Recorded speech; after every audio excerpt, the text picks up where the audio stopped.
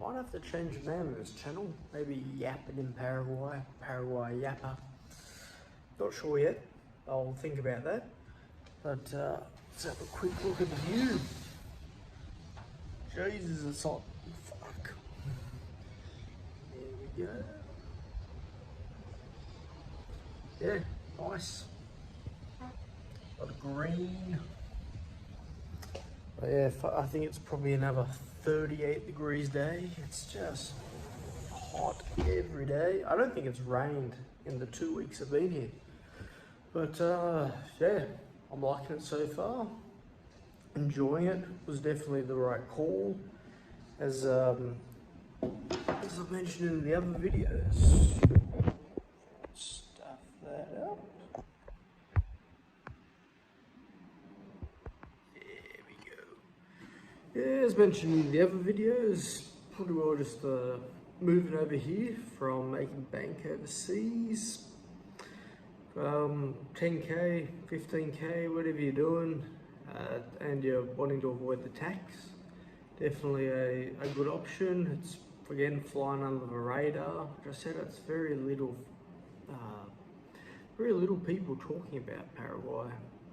It's very relaxed, laid back, not dangerous. It's definitely exceeded what I was expecting. Like I've never been to South America. This is my first time, and yeah, I'm enjoying it. Definitely the right call. And again, knowing that come July this year, no tax. So if you're looking to do something similar like this, again, just message in the comments, any questions, and yeah, pretty well just again another video about my journey for this year. I've decided at least 6 to 9 months I'll be staying in Paraguay now. Get all this sorted, basically get the residency and cedula sorted. That'd be about 2 months. So if you're an Australian like myself, and in one of my other videos, pretty well you've just got to meet the 4 requirements for the ATO, which is the cut or ties in Australia. So basically, got a house, got to sell it, got any investments, sell. Fortunately, you will be hit with all the capital gains and all the other bullshit that comes from the good old Australian government.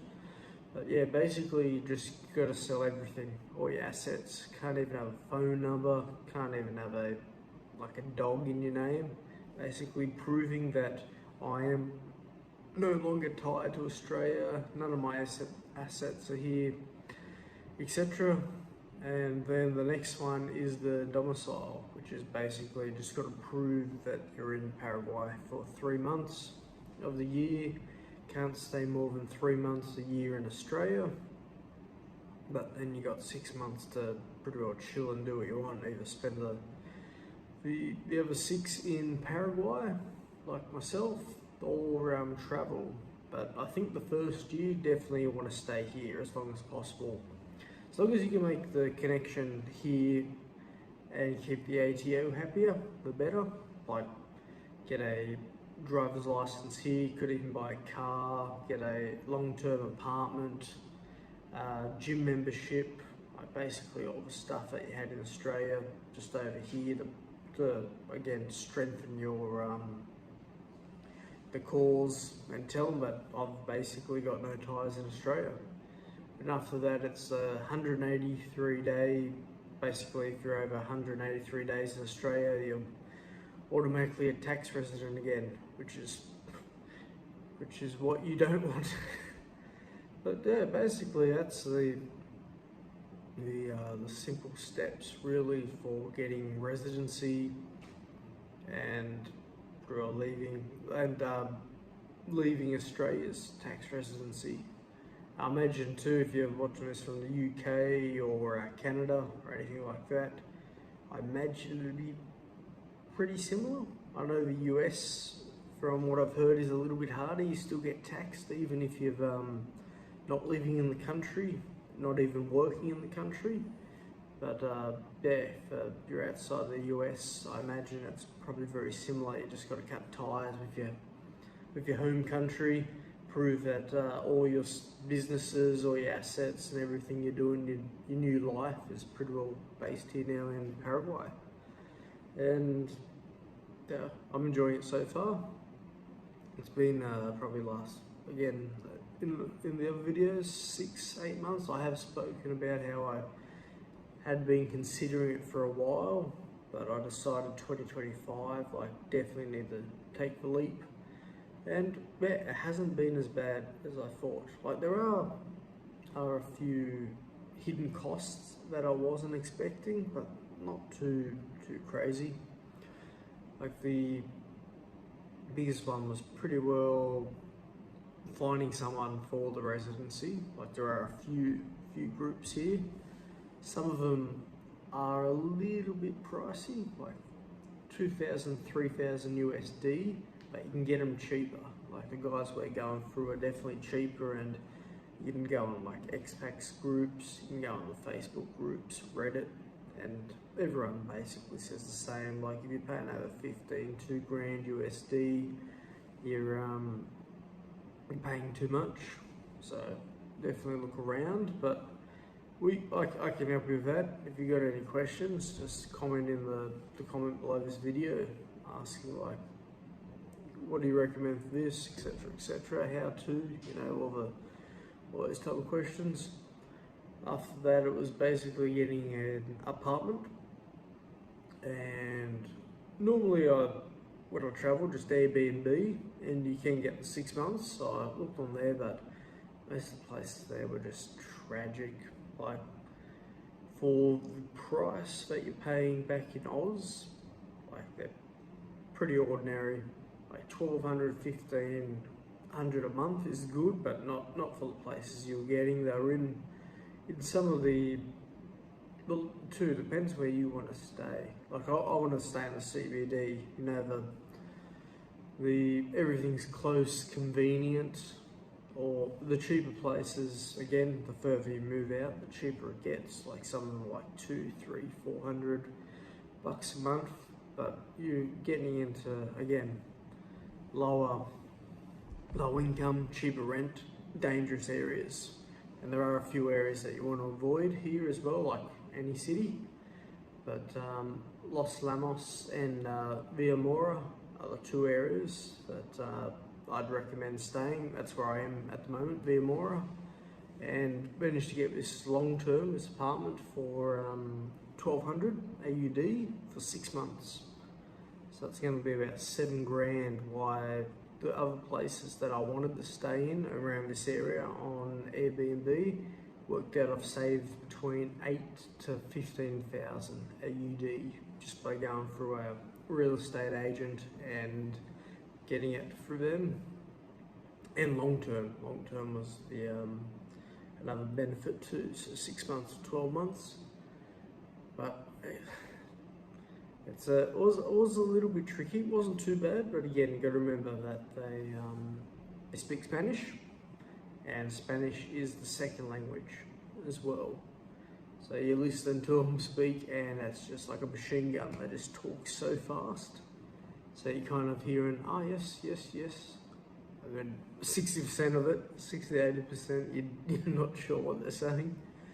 But the forms weren't too bad. It was literally just 2 pages. Basically your name, your number, your country, what you do. You just got to prove really that you've got a job, you've got income, just a picture of your passport, picture of bank account, show that money's flowing in. Like, it's pretty simple, pretty well exactly like in Oz. So basically, yeah, just waiting now. I've got the 2 months waiting for the cedula and residency.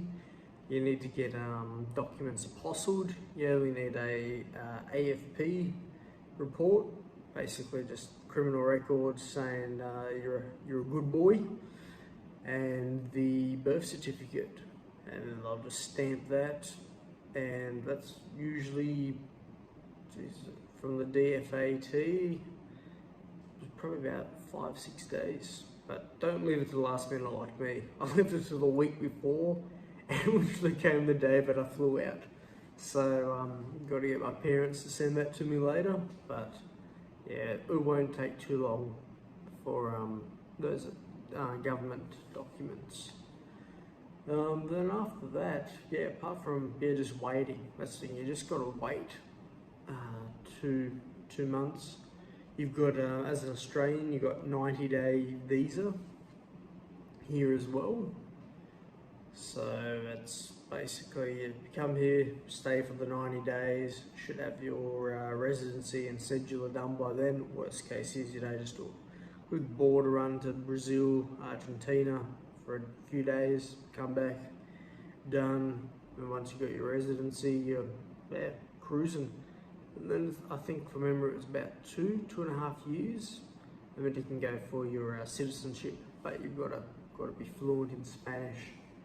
So that's pretty well my plan for the year now, is stay here, learn Spanish, get settled in, long term, just strengthen all the kind of cause to the ATO, saying that I'm now officially a resident here. And wait until June, July for all the tax, see how that goes. Basically the business will be set up in Hong Kong. They'll do the accounting, do everything for me. They'll send that off to the ATO, talk to them. So once that's all done, then all my payments will be going through the company and PayPal there, then come back to my bank account here in Paraguay.